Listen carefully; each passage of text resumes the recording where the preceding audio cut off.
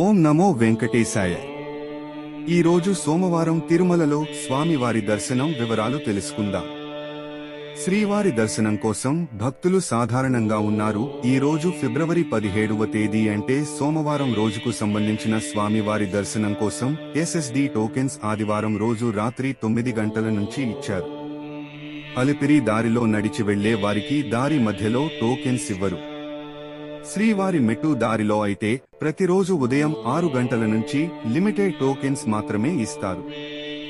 ఈ రోజు సోమవారం ఉదయం 5 గంటలకు వైకుంఠంలోని 3 కంపార్ట్మెంట్స్ లలో మాత్రమే ఎలాంటి దర్శనం టికెట్స్ మరియు టోకెన్స్ లేని భక్తులు వెయిట్ చేస్తూ ఉన్నారు.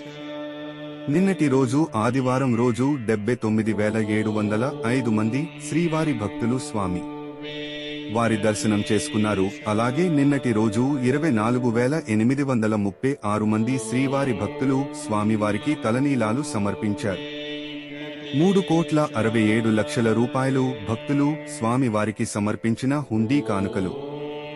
ఇక ఈ రోజు స్వామివారి సర్వదర్శనానికి అంటే ఎలాంటి దర్శనం టికెట్స్ మరియు టోకెన్స్ లేని దర్శనానికి సుమారుగా 6 నుంచి 8 గంటలలో దర్శనం అవ్వొచ్చు. ఎస్ఎస్డి టోకెన్స్ ఉన్న భక్తులకు సుమారుగా 3 నుంచి 5 గంటలలో దర్శనం అవ్వొచ్చు.